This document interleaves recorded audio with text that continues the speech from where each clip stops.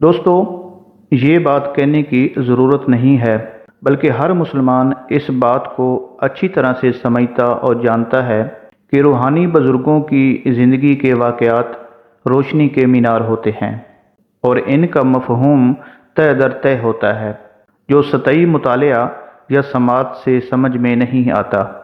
آپ خلوص نیت اور یکسوئی سے انہیں پڑھیے، سنیے اور غور کیجیے تو آپ کو روحانی بالیدگی کا احساس ہوگا۔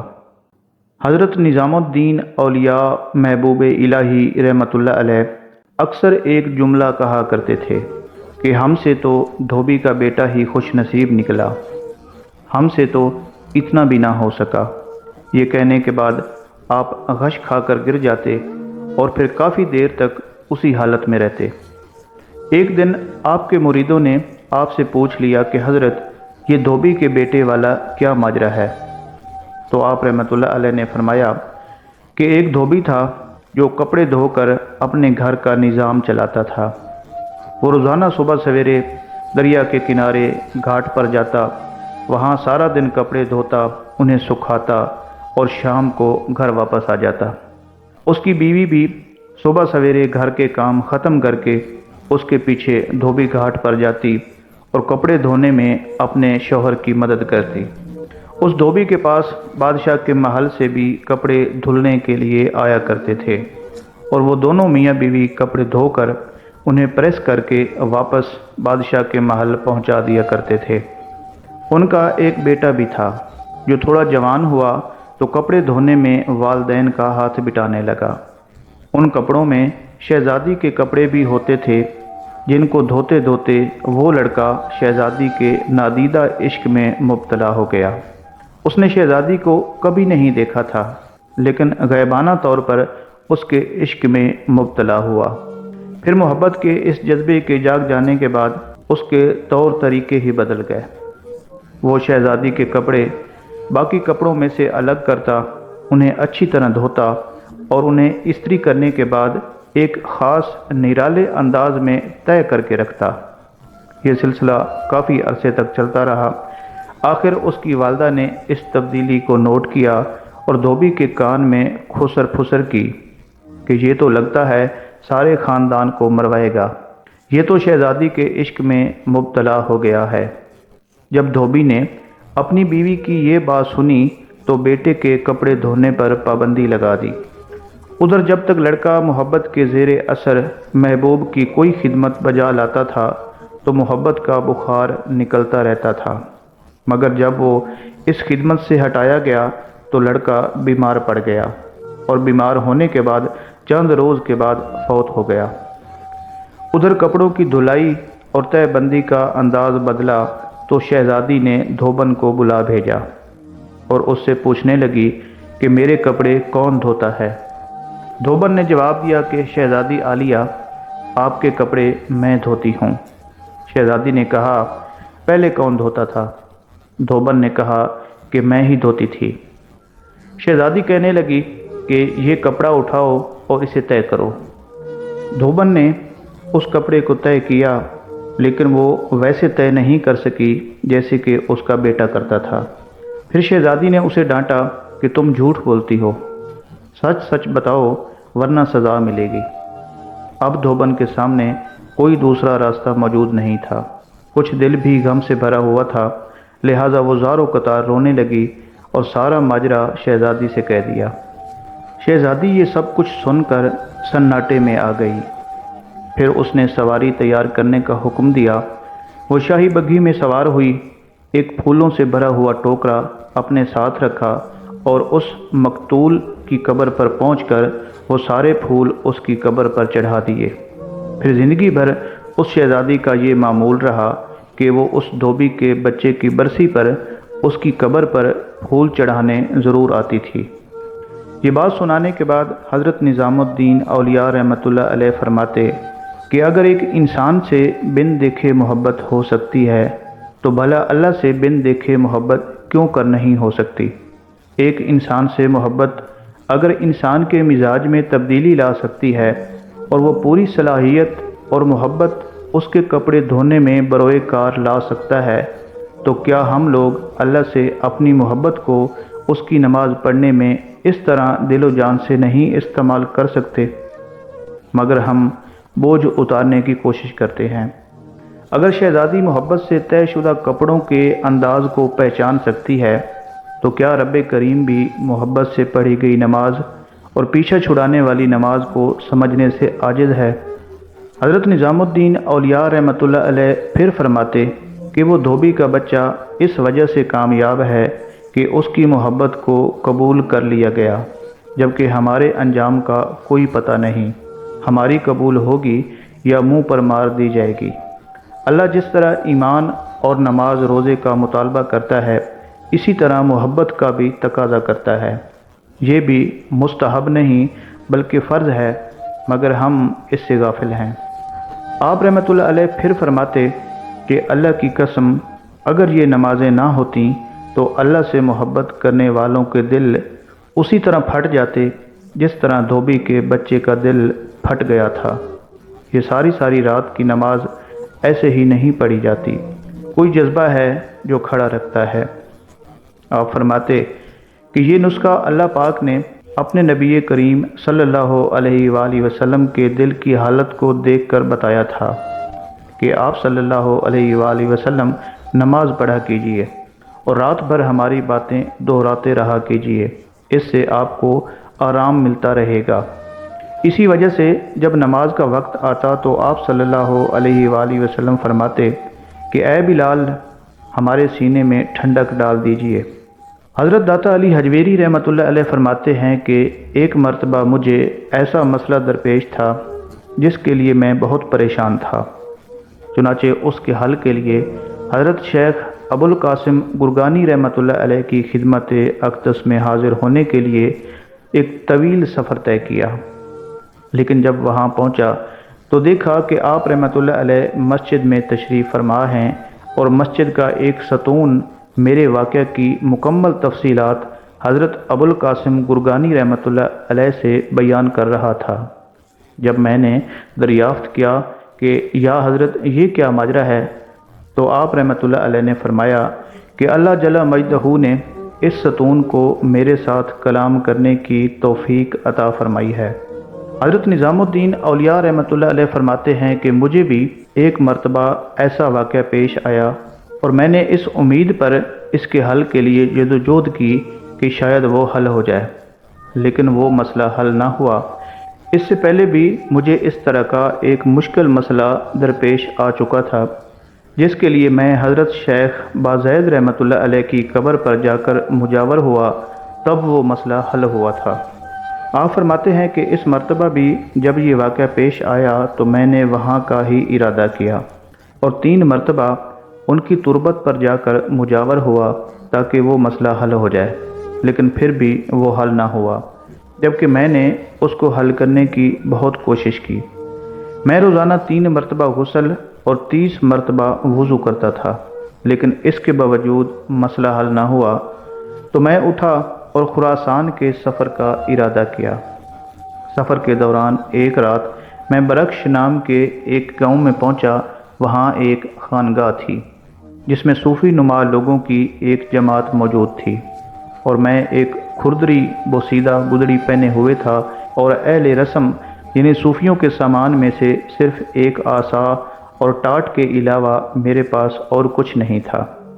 میں اس جماعت کی نگاہوں میں حقیر ٹھہرا، کسی نے مجھے نہیں پہچانا اور وہ آپس میں رسم کے انداز میں یہ کہتے کہ یہ شخص ہماری جنس میں سے نہیں، اور یہ بات بھی سچی تھی جو وہ کہہ رہے تھے کہ میں ان میں سے نہیں تھا، لیکن مجھے مجبوراً وہاں رات گزارنا تھی، میں نے وہاں رہنا تھا۔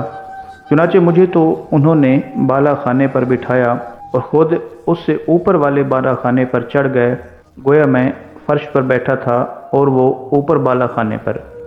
پھر مجھے انہوں نے ایسی سوکھی روٹی دی جو پرانے ہونے کی وجہ سے سبز ہو چکی تھی، اور وہ خود ایسا کھانا کھا رہے تھے کہ میں اس کی خوشبو محسوس کر رہا تھا۔ بالا خانے سے میرے ساتھ طنز آمیز قسم کی وہ باتیں کر رہے تھے۔ جب وہ صوفی بزرگ لوگ کھانے سے فارغ ہو گئے تو خربوزہ کھاتے ہوئے اپنی خوش طبی میں میری حقارت کے لیے ان کے چھلکے مجھ پر پھینک رہے تھے، اور جس قدر ان کی تان مجھ پر زیادہ ہوتی اسی قدر میں دل میں خوش ہوتا، یہاں تک کہ اس ذلت کا بوجھ بخوشی برداشت کرنے کی وجہ سے وہ مشکل مسئلہ مجھ پر حل ہو گیا۔ دوستو، اس سے یہ بات ثابت ہوتی ہے کہ اولیاء کرام دلوں کے بھید سے خوب واقف ہوتے ہیں۔ یہی حضرت داتا گنج بخش رحمۃ اللہ علیہ کا عقیدہ ہے، اور اولیاء عظام کی برکت اور توجہ سے مشکلات حل ہو جاتی ہیں۔ نیز اللہ والوں کی زیارت کے لیے دور دراز کا سفر طے کر کے جانا صحیح اور جائز ہے۔ سادہ الفاظ میں اس واقعے سے یہ مفہوم بھی اخذ کیا جا سکتا ہے کہ اگر آپ حق پر ہیں اور کوئی آپ کی توہین یا تضحیق کرتا ہے تو صبر کرنے سے سکون قلب ملتا ہے، اور اللہ پاک اس صبر کا کئی طریقوں سے اجر دیتے ہیں اور مشکلیں آسان کر دیتے ہیں۔ ناظرین، یہ کہانی شروع ہوتی ہے ایک سید فیملی سے۔ حضرت نظام الدین اولیاء رحمۃ اللہ علیہ کے نانا سید عرب کا تعلق خاندان سادات سے تھا۔ آپ رحمۃ اللہ علیہ ایک طویل عرصے سے بخارا میں مقیم تھے۔ آپ کا پیشہ تجارت تھا اور اللہ نے آپ کی روزی میں بہت برکت دی تھی۔ آپ کے نانا سید عرب حضرت خواجہ عثمان ہارونی رحمۃ اللہ علیہ کے مرید اور خلیفہ بھی تھے۔ خواجہ عثمان ہارونی رحمۃ اللہ علیہ خاندان چشتیہ کے وہی مشہور بزرگ ہیں جو سلطان الہند حضرت خواجہ معین الدین چشتی رحمۃ اللہ علیہ کے پیر و مرشد بھی تھے۔ اس طرح حضرت سید عرب اور حضرت خواجہ غریب نواز میں رشتہ سادات کے علاوہ رشتہ روحانی بھی موجود تھا۔ حضرت سید علی بخاری رحمۃ اللہ علیہ حضرت سید عرب رحمۃ اللہ علیہ کے حقیقی چچا زاد بھائی بھی تھے، اور دونوں میں بہت گہری دوستی بھی تھی۔ جب سید عرب ہندوستان کی طرف روانہ ہوئے تو سید علی بخاری بھی ان کے ہمراہ تھے۔ کچھ دنوں تک یہ دونوں بزرگ اور دونوں بھائی لاہور میں مقیم رہے، اور پھر ان دونوں سید خاندانوں نے ہندوستان اتر پردیش کے شہر بدایوں میں مستقل سکونت اختیار کر لی۔ حضرت محبوب الہی رحمۃ اللہ علیہ کے نانا سید عرب کے دو صاحبزادے تھے، اور ایک صاحبزادی بی بی زلیخا تھیں جنہیں زہد و تقوی کے سبب اپنے زمانے کی رابعہ بصری کہا جاتا تھا۔ جب بی بی زلیخا جوان ہوئیں تو سید عرب نے اپنے چچا زاد بھائی اور دوست سید علی بخاری کے بیٹے سید احمد بخاری سے بی بی زلیخا کی شادی کر دی۔ بیٹی کی شادی کے ایک سال بعد 616 ہجری میں سید عرب رحمۃ اللہ علیہ دنیا سے رخصت ہو گئے۔ سید عرب رحمۃ اللہ علیہ کے وصال کے کچھ دن بعد سلطان شمس الدین التمش کے حکم کے مطابق سید احمد بخاری رحمۃ اللہ علیہ کو بدایوں کے عہدہ قضا پر فیض کر دیا گیا۔ حضرت سید احمد بخاری رحمۃ اللہ علیہ نے سلطان شمس الدین التمش کا شکریہ ادا کیا اور اس دعا کے ساتھ کرسی انصاف پر جلوہ افروز ہوئے کہ اے قادر و عادل، اپنے اس کمزور بندے سید علی کو اتنی طاقت عطا کر کہ وہ اپنی ذمہ داریوں سے عہدہ برا ہو سکے۔ حضرت سید احمد بخاری رحمۃ اللہ علیہ کی شادی کو 15 سال ہو چکے تھے، مگر سید احمد بخاری رحمۃ اللہ علیہ اولاد کی نعمت سے محروم تھے۔ آپ اکثر رات کے وقت اللہ سے دعا کرتے کہ اے میرے رب، مجھے تنہا نہ چھوڑ کہ تو بہتر وارث دینے والا ہے۔ آخر دعائیں قبول ہوئیں اور 636 ہجری میں بی بی زلیخا رحمۃ اللہ علیہ کے بطن سے ایک ایسا بچہ پیدا ہوا جس کے چہرے کی روشنی سے گھر کے در و بام منور ہو گئے۔ اس بچے کا نام سید محمد رکھا گیا۔ پھر اسی بچے نے نظام الدین اولیاء رحمۃ اللہ علیہ کے نام سے شہرت پائی اور محبوب الہی کے لقب سے سارے عالم میں مشہور ہوئے۔ دوسرے سال بی بی زلیخا رحمۃ اللہ علیہ کے بطن سے ایک صاحبزادی بھی پیدا ہوئیں۔ ابھی سیدوں کا یہ گھرانہ خدائے بزرگ و برتر کی بخشی ہوئی نعمتوں کا شکر ادا کر رہا تھا کہ اچانک سید احمد بخاری رحمۃ اللہ علیہ بستر علالت پر دراز ہو گئے۔ قاضی شہر ہونے کی وجہ سے بادشاہی طبیبوں نے بھی آپ کا علاج کیا، مگر بیماری روز بروز بڑھتی گئی۔ آخر کار پھر وہ چراغ بجھ گیا جو بخارا میں روشن ہوا تھا اور جس کی آخری لو تھر تھرانے سے پہلے خاک بدایوں میں ہمیشہ کے لیے ضیاء بار ہو گئی۔ بدایوں میں ایک بہت بڑا تالاب ساگر تال کے نام سے مشہور ہے۔ حضرت سید احمد بخاری رحمۃ اللہ علیہ کو اسی تالاب کے کنارے سپرد خاک کیا گیا۔ حضرت نظام الدین اولیاء رحمۃ اللہ علیہ کی تعلیم کا سلسلہ والد محترم کی زندگی ہی میں شروع ہو چکا تھا، لیکن اس وقت تک آپ رحمۃ اللہ علیہ کسی مکتب میں داخل نہیں ہوئے تھے۔ پھر 6 یا 7 سال کی عمر میں حضرت بی بی زلیخا رحمۃ اللہ علیہ نے سید محمد کو مولانا شادی مکری رحمۃ اللہ علیہ کے مکتب میں داخل کرا دیا۔ مولانا شادی مکری رحمۃ اللہ علیہ بدایوں کے رہنے والے ایک صاحب کرامت بزرگ تھے۔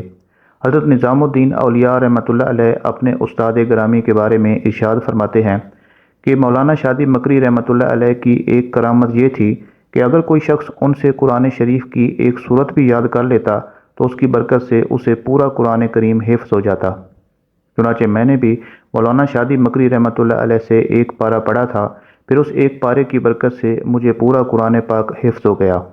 حضرت نظام الدین اولیاء رحمۃ اللہ علیہ نے 10 سال کی عمر میں اللہ کی آخری مقدس کتاب کو اپنے سینے میں محفوظ کر لیا۔ اس کے بعد آپ رحمۃ اللہ علیہ نے مذہبی کتابوں کا مطالعہ شروع کیا، مگر کسی استاد کی رہنمائی کے بغیر علم کے اسرار و رموز تک رسائی ممکن نہیں تھی۔ اس لیے حضرت نظام الدین اولیاء رحمۃ اللہ علیہ نے مولانا علاء الدین اصولی رحمۃ اللہ علیہ کی شاگردی اختیار کی۔ اس وقت حضرت نظام الدین اولیاء رحمۃ اللہ علیہ کی عمر مبارک 11 یا 12 سال تھی۔ مولانا اصولی رحمۃ اللہ علیہ نے ابتدا میں کچھ مذہبی کتابیں پڑھائیں، پھر اپنے شاگرد حضرت نظام الدین اولیاء رحمۃ اللہ علیہ کو اسلامی فقہ کی اہم ترین کتاب قدوری کی تعلیم دینا شروع کی۔ قدوری امام احمد بن محمد رحمۃ اللہ علیہ کی تصنیف ہے۔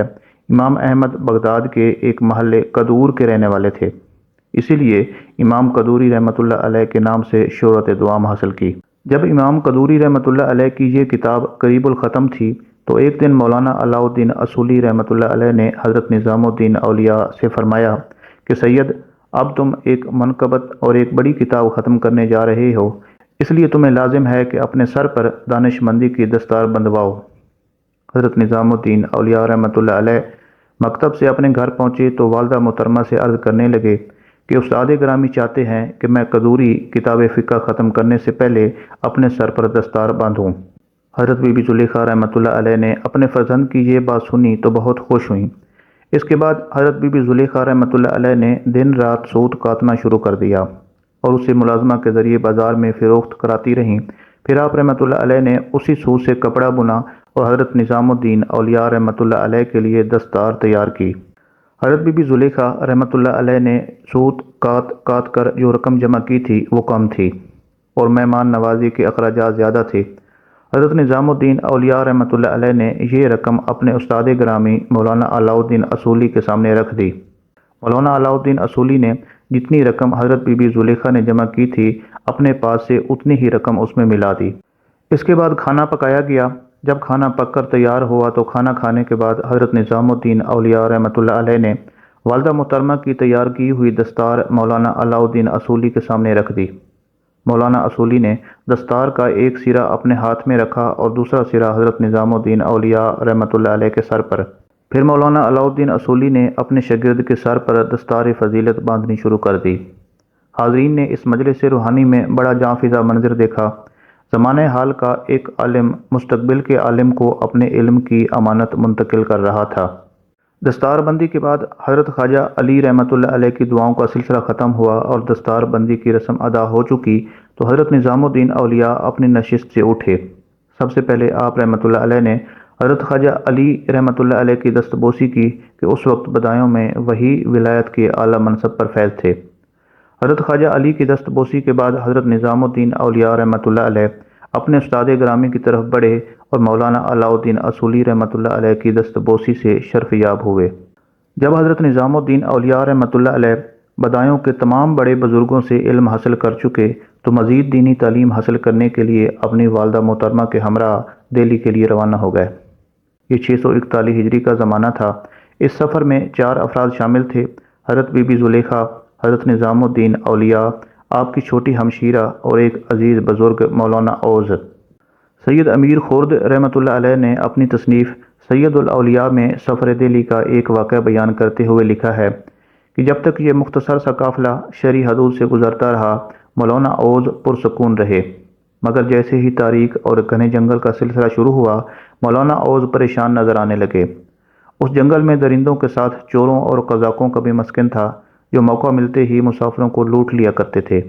مولانا نے بہت کوشش کی کہ کسی طرح دن کے اجالے میں جنگل کا سفر ختم ہو جائے، مگر 2 خواتین کی وجہ سے یہ ممکن نہیں ہو سکا۔ مجبوراً اس قافلے کو رات کے وقت تاریک جنگل میں قیام کرنا پڑا۔ تاریکی اور سناٹے کے سبب اگر کوئی پتہ بھی کھڑکتا تو مولانا اوز کو کسی رازن کی آمد کا گمان ہوتا اور بے اختیار پکار اٹھتے، اے پیر تشریف لائیے، اے پیر تشریف لائیے۔ اسی طرح جب کسی شیر کے دھاڑنے کی آواز آئی تو مولانا اوز نے وہی الفاظ دہرا دیے کہ اے پیر تشریف لائیے۔ الغرض رات بھر جنگل میں مولانا اوز کی آواز گونجتی رہی، یہاں تک کہ صبح ہو گئی۔ سورج طلوع ہوتے ہی یہ قافلہ اپنی منزل کی طرف دوبارہ روانہ ہوا۔ راستے میں حضرت نظام الدین اولیاء رحمۃ اللہ علیہ نے مولانا اوز سے دریافت کیا کہ محترم، یہ پیر کون ہیں جنہیں آپ رات پر پکارتے رہے؟ مولانا اوز نے جواب دیا کہ میں شیخ فرید الدین مسعود گنج شکر رحمۃ اللہ علیہ کو پکار رہا تھا۔ اللہ نے ان کے صدقے میں ہمارا یہ مشکل ترین سفر آسان کر دیا۔ حضرت نظام الدین اولیاء رحمۃ اللہ علیہ اس واقعہ کا ذکر کرتے ہوئے فرماتے تھے کہ جیسے ہی مولانا اوز نے حضرت فرید الدین مسعود گنج شکر رحمۃ اللہ علیہ کا ذکر کیا، میرے دل پر ایک خاص اثر ہوا، حالانکہ اس سے پہلے میں جانتا بھی نہیں تھا کہ حضرت فرید الدین مسعود گنج شکر رحمۃ اللہ علیہ کون بزرگ ہیں۔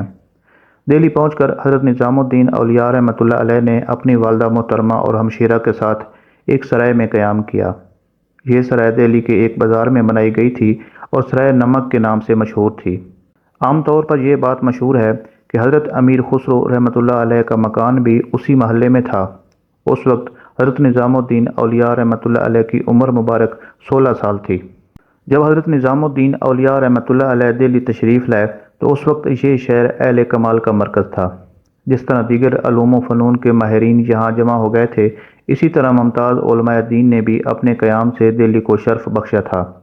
حضرت نظام الدین اولیاء رحمۃ اللہ علیہ کچھ دنوں تک مختلف علماء کی خدمت میں حاضر ہوتے رہے، لیکن کسی مجلس میں آپ رحمۃ اللہ علیہ کو ایسی کشش محسوس نہیں ہوئی کہ اس جگہ سر تسلیم خم کر دیتے۔ پھر ایک دن آپ رحمۃ اللہ علیہ مولانا شمس الدین خوارزمی کی بارگاہ علم میں حاضر ہوئے۔ حضرت نظام الدین اولیاء رحمۃ اللہ علیہ نے پہلے دن ہی یہ محسوس کر لیا تھا کہ مولانا شمس الدین خوارزمی رحمۃ اللہ علیہ پوری دہلی میں تنہا ایسے عالم ہیں جن کی تعلیم و تربیت سے انسانی دل و دماغ روشن ہو سکتے ہیں۔ آخر درس شروع ہوا۔ مولانا شمس الدین خوارزمی رحمۃ اللہ علیہ کی پرجلال آواز گونجی اور تمام اہل مجلس کے جسموں پر لرزہ طاری ہو گیا۔ حضرت نظام الدین اولیاء رحمۃ اللہ علیہ شدید حیرت کے عالم میں مولانا شمس الدین خوارزمی کا رخ تابناک دیکھنے لگے۔ آپ رحمۃ اللہ علیہ نے اپنی زندگی میں پہلی بار علم کے سمندر کو معجزاً دیکھا تھا۔ درس کے دوران حضرت نظام الدین اولیاء رحمۃ اللہ علیہ بار بار ایک ہی بات سوچتے رہے کہ آج کا سفر رہ گاہ نہیں گیا، اور شوق طلب نے آپ رحمۃ اللہ علیہ کو صحیح مقام تک پہنچا دیا ہے۔ جب یہ درس ختم ہوا تو مولانا شمس الدین خوارزمی رحمۃ اللہ علیہ نے ایک ایسے نوجوان کو دیکھا جو دست بستہ سر جھکائے بیٹھا تھا۔ مولانا رحمۃ اللہ علیہ کو حیرت ہوئی، آج سے پہلے آپ نے اس نوجوان کو اپنی مجلس میں شریک ہوتے ہوئے نہیں دیکھا تھا۔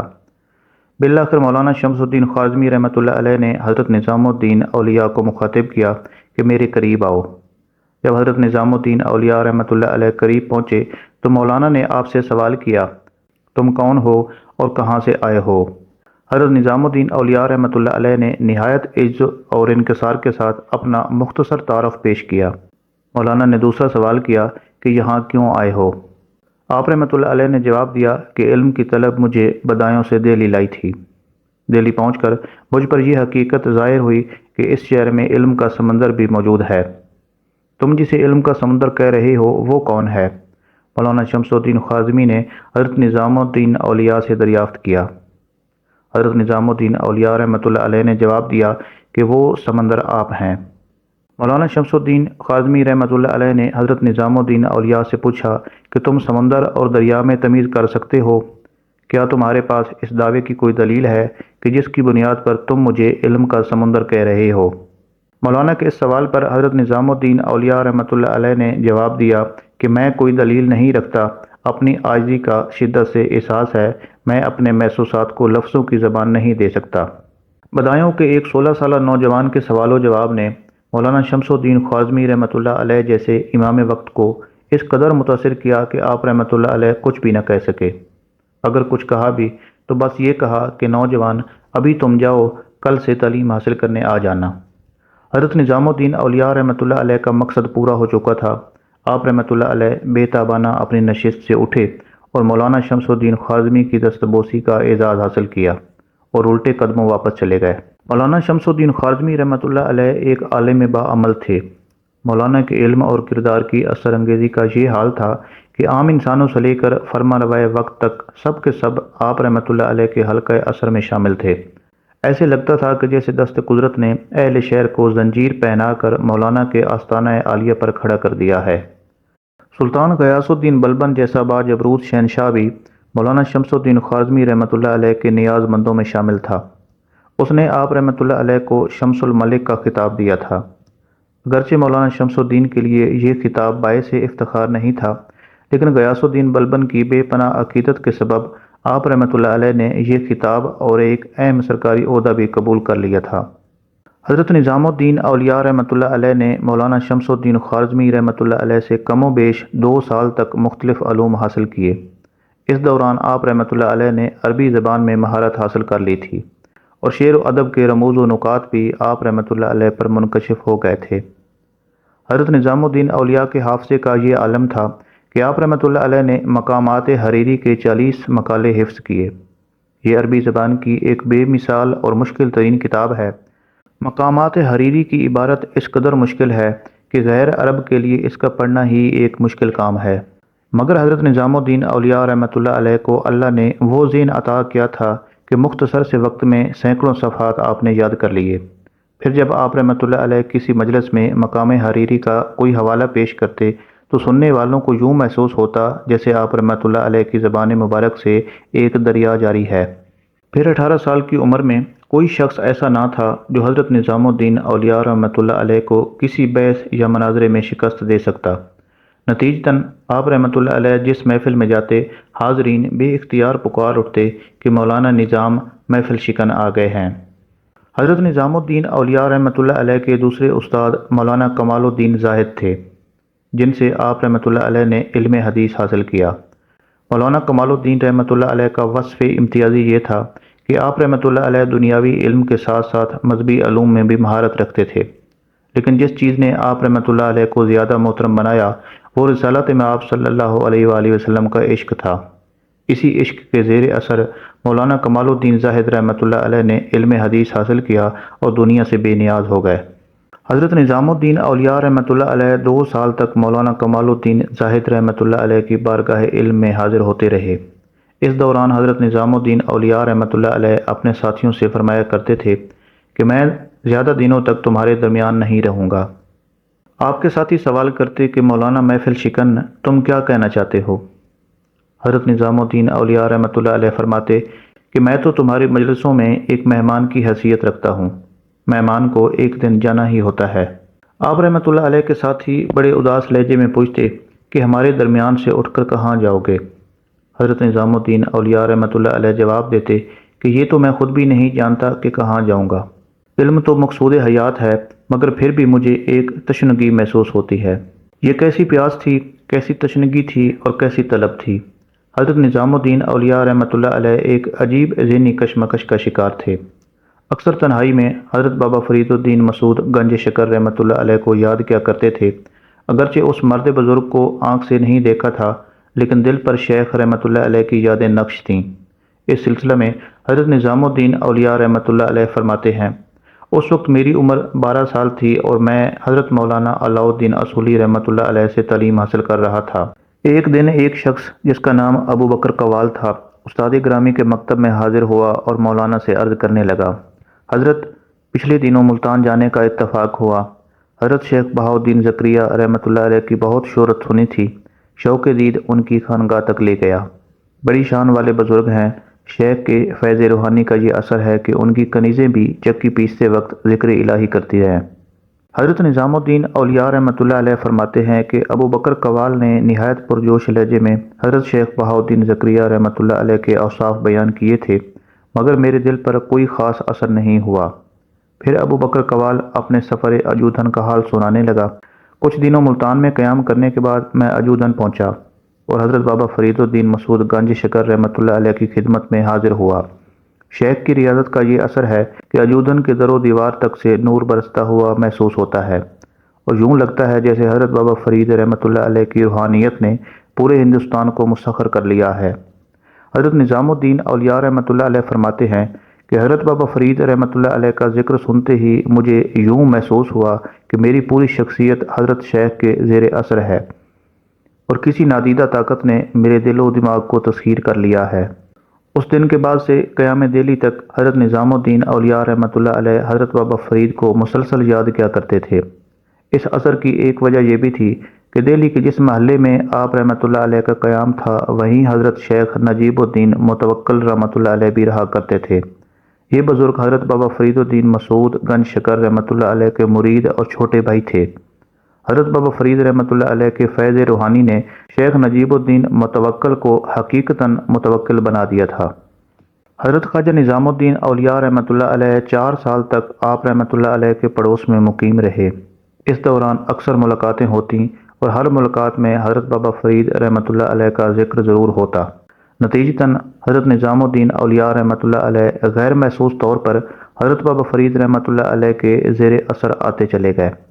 پھر اسی دوران حضرت نظام الدین اولیاء رحمۃ اللہ علیہ کے ساتھ ایک جاں گداز واقعہ پیش آیا جس نے آپ کی زندگی کا رخ یکسر طور پر بدل دیا۔ حضرت نظام الدین اولیاء رحمۃ اللہ علیہ کا معمول تھا کہ نیا چاند دیکھ کر خاص طور پر والدہ محترمہ کی قدم بوسی کے لیے ضرور حاضر ہوا کرتے تھے۔ ان دنوں حضرت بی بی زلیخا رحمۃ اللہ علیہ بیمار تھیں، مگر ظاہری حالت ایسی نہیں تھی کہ دیکھنے والا ان کے سفر آخرت کے بارے میں سوچ بھی سکتا۔ آخر چاند نظر آیا اور حضرت نظام الدین اولیاء رحمۃ اللہ علیہ اپنی والدہ ماجدہ کے دیدار باسعادت کے لیے حاضر ہوئے۔ مادر گرامی نے دعائیں دیں، پھر کچھ دیر خاموش رہ کر فرمانے لگیں کہ سید محمد آئندہ ماہ رویت ہلال کے موقع پر کس کی قدم بوسی کرو گے؟ یہ بڑا عجیب سوال تھا۔ حضرت نظام الدین اولیاء رحمۃ اللہ علیہ سمجھ گئے کہ وقت رخصت قریب آ پہنچا ہے۔ آپ رحمۃ اللہ علیہ مادر گرامی کی جدائی کے تصور سے ہی لرز اٹھے اور زار و قطار رونے لگے۔ اسی دوران حضرت بی بی زلیخا رحمۃ اللہ علیہ نے بیٹے کا ہاتھ اپنے ہاتھ میں تھام لیا اور نہایت پرسوز لہجے میں کہنے لگیں کہ اے اللہ، میں سید محمد کو تیرے سپرد کرتی ہوں۔ تیری ہی ذات پرستش کے لائق ہے اور تو ہی اپنے بندوں کا کفیل ہے۔ یہ کہتے کہتے حضرت نظام الدین اولیاء رحمۃ اللہ علیہ کے ہاتھ پر حضرت بی بی زلیخا کے ہاتھ کی گرفت کمزور ہونے لگی، یہاں تک کہ ماں کا ہاتھ بیٹے کے ہاتھ سے چھوٹ گیا۔ حضرت نظام الدین اولیاء رحمۃ اللہ علیہ نے گھبرا کر دیکھا۔ حضرت بی بی رحمۃ اللہ علیہ کلمہ شہادت کا ورد کر رہی تھیں۔ آپ نے 3 مرتبہ اپنے اللہ کی وحدانیت اور سرور کونین صلی اللہ علیہ وآلہ وسلم کی رسالت پر گواہی دی اور اس طرح دنیا سے رخصت ہو گئیں جیسے باد نسیم کا کوئی جھونکا کسی چمن زار سے گزر گیا ہو۔ ایک ولی صفت اور شفیق ماں کی موت کوئی ایسا حادثہ نہیں تھا کہ گردش وقت اس کی یادوں کو دھندلا کر دیتی۔ آپ رحمۃ اللہ علیہ کے مرید خاص حضرت امیر حسن سنجری رحمۃ اللہ علیہ اس واقعہ کا ذکر کرتے ہوئے اپنی تالیف فوائد الفواد میں تحریر کرتے ہیں کہ جب بھی والدہ محترمہ کا ذکر آتا تو پیر مرشد کی حالت غیر ہو جاتی۔ اس قدر گریہ طاری ہوتا کہ آپ رحمۃ اللہ علیہ کے لیے بات کرنا بھی مشکل ہو جاتا۔ قریب بیٹھے ہوئے لوگ بھی یہ جاننے سے قاصر رہتے کہ حضرت شیخ رحمۃ اللہ علیہ کیا فرما رہے ہیں۔ حضرت نظام الدین اولیاء رحمۃ اللہ علیہ پہلے ہی ایک نامعلوم اضطراب میں مبتلا تھے۔ والدہ محترمہ کے وصال کے بعد یہ اضطراب وحشت میں تبدیل ہو گیا۔ دوست اور ساتھی تسلیاں دیتے مگر آپ رحمۃ اللہ علیہ کی اداسی میں کوئی کمی نہ ہوتی۔ زیادہ تر وقت حضرت شیخ نجیب الدین متوکل رحمۃ اللہ علیہ کی صحبت میں گزرتا۔ حضرت نظام الدین اولیاء رحمۃ اللہ علیہ کے اضطراب میں اضافہ ہوتا رہا۔ پھر ایک دن آپ رحمۃ اللہ علیہ جامع مسجد میں نماز ادا کر رہے تھے، پیش امام نے یہ آیت تلاوت کی، کیا اہل ایمان کے لیے ابھی وہ وقت نہیں آیا ہے کہ ان کے دل اللہ کے ذکر سے جھک جائیں۔ یہ آیت مقدسہ سن کر حضرت نظام الدین اولیاء رحمۃ اللہ علیہ کی حالت غیر ہو گئی اور نماز ہی میں آپ پر گریہ طاری ہو گیا۔ نماز ختم ہوئی تو آپ رحمۃ اللہ علیہ مسجد کے ایک گوشہ میں بیٹھ کر دیر تک سوچتے رہے۔ پھر حضرت نجیب الدین متوکل رحمۃ اللہ علیہ کی خدمت میں حاضر ہوئے اور عرض کرنے لگے کہ شیخ، میں اجودھن جا رہا ہوں۔ آپ کی آنکھیں یہی دیکھ رہی تھیں۔ حضرت نجیب الدین متوکل رحمۃ اللہ علیہ مسکرائے کہ سید، اب تمہیں سکون قلب حاصل ہو جائے گا۔ جب تم حضرت شیخ رحمۃ اللہ علیہ کی خدمت میں حاضر ہو تو اس خادم کا بھی سلام عرض کرنا۔ ایک 20 سالہ نوجوان جو دلی میں محفل شکن کے نام سے مشہور تھا، اب وہ اجودھن روانہ ہو گیا۔ جب حضرت نظام الدین اولیاء رحمۃ اللہ علیہ دہلی سے روانہ ہوئے تو آپ کے پاس ایک مسلح اور پانی کے ایک برتن کے سوا کوئی زاد راہ نہیں تھا۔ اللہ ہی جانتا ہے کہ یہ دشوار اور طویل سفر آپ رحمۃ اللہ علیہ نے کس طرح طے کیا۔ حضرت بابا فرید رحمۃ اللہ علیہ کی خدمت میں حاضر ہوئے تو اس مجلس عرفانی کا رنگ دیکھ کر آپ رحمۃ اللہ علیہ کی زبان کنگ ہو گئی اور جسم پر لرزہ طاری ہو گیا۔ آپ رحمۃ اللہ علیہ اہل علم کی کیسی کیسی محفلوں میں شریک ہوئے تھے، مگر ایک درویش کی خانقاہ کا انداز ہی جداگانہ تھا۔ حضرت شیخ رحمۃ اللہ علیہ کی خدمت میں حاضر ہونے سے پہلے حضرت نظام الدین اولیاء نے سوچا تھا کہ اپنے شوق دیدار کو مختلف زاویوں سے بیان کروں گا، مگر جب حضرت بابا فرید الدین مسعود گنج شکر رحمۃ اللہ علیہ کے چہرہ مبارک کو دیکھا تو آپ رحمۃ اللہ علیہ سب کچھ بھول گئے۔ حضرت بابا فرید رحمۃ اللہ علیہ کے حلقہ ارادت میں شامل ہونے کے بعد حضرت نظام الدین اولیاء نے عرض کی کہ شیخ کا حکم ہو تو اپنی تعلیم جاری رکھوں یا پھر اوراد میں مشغول ہو جاؤں۔ حضرت بابا فرید الدین مسعود گنج شکر رحمۃ اللہ علیہ نے فرمایا کہ میں کسی کو تعلیم چھوڑ دینے کے لیے نہیں کہتا، وہ بھی جاری رکھو اور یہ ورد بھی کرتے رہو، پھر دیکھو کہ دونوں میں سے کون سی چیز غالب آتی ہے۔ درویش کو اتنا علم ضرور ہونا چاہیے کہ وہ شریعت سے باخبر رہے، ورنہ اس کے بھٹک جانے کا اندیشہ بھی ہوتا ہے۔ پیر و مرشد کی یہ عنایت خاص تھی کہ حضرت نظام الدین اولیاء رحمۃ اللہ علیہ کو بنفس نفیس کچھ چیزیں پڑھایا کرتے تھے۔ حضرت شیخ شہاب الدین سہروردی رحمۃ اللہ علیہ کی شورى آفاق تصنیف عوارف المعارف کا درس شروع کیا اور اس کے 6 باب پڑھائے۔ ابو شکور سالمی بھی اول سے آخر تک پڑھائی۔ اس کے علاوہ قرآن حکیم کے 6 پارے مکمل تجوید کے ساتھ پڑھائے۔ زمانے گزر جانے کے بعد بھی حضرت نظام الدین اولیاء رحمۃ اللہ علیہ اس درس کی لذت کو یاد کر کے فرماتے تھے، عوارف المعارف کے درس میں جو حقائق اور نکات حضرت شیخ رحمۃ اللہ علیہ کی زبان مبارک سے سنے اب وہ کبھی سننے میں نہیں آئیں گے۔ پیر و مرشد کے بیان کی تاثیر کا یہ عالم تھا کہ جب تقریر فرماتے تھے تو یہ آرزو ہوتی کہ کاش اسی حالت میں موت آ جائے۔ حضرت بابا فرید رحمۃ اللہ علیہ کے پاس عوارف المعارف کا جو نسخہ تھا اس میں کچھ سکم بھی تھا اور اس کا خط بھی باریک تھا۔ ایک دن پیر و مرشد درس دے رہے تھے کہ اچانک کچھ دیر کے لیے خاموش ہو گئے۔ یہ وہی مقام تھا جہاں کتابت میں کچھ غلطی ہو گئی تھی۔ صرف بابا فرید رحمۃ اللہ علیہ نے تأمل فرمایا۔ حضرت نظام الدین اولیاء رحمۃ اللہ علیہ اپنی سادگی اور نو عمری کے سبب خاموش نہ رہ سکے اور بے اختیار آپ کی زبان سے نکل گیا کہ میں نے شیخ نجیب الدین متوکل رحمۃ اللہ علیہ کے پاس ایک ایسا نسخہ دیکھا تھا جو صحیح تھا۔ حضرت بابا فرید الدین مسعود گنج شکر رحمۃ اللہ علیہ نے جواباً فرمایا کہ کیا فقیر میں اتنی طاقت نہیں ہے کہ وہ غلط نسخے کی تصحیح کر سکے؟ پیر و مرشد کی بات سن کر حاضرین درس پر گہرا سکوت چھا گیا۔ حضرت بابا فرید رحمۃ اللہ علیہ نے دوبارہ فرمایا، کیا فقیر میں اتنی طاقت نہیں کہ وہ غلط نسخے کی تصحیح کر سکے؟ پیر و مرشد نے یہی جملہ اپنی زبان مبارک سے 3 بار ادا کیا۔ حضرت نظام الدین اولیاء رحمۃ اللہ علیہ فرماتے ہیں کہ شروع میں تو مجھے خیال نہیں آیا، مگر جب بار بار حضرت شیخ کی زبان سے یہ الفاظ ادا ہوئے تو میرے دوسرے ساتھی مولانا بدر الدین اسحاق نے مجھ سے سرگوشی میں کہا کہ مولانا نظام الدین، پیر و مرشد کا اشارہ تمہاری طرف ہے۔ یہ سنتے ہی حضرت نظام الدین اولیاء رحمۃ اللہ علیہ کی حالت غیر ہو گئی، بے اختیار اپنے نشست سے اٹھے، سر برہنہ کیا اور حضرت شیخ کے سامنے خم ہو گئے۔ معاذ اللہ، میرا یہ مقصد ہرگز نہیں تھا۔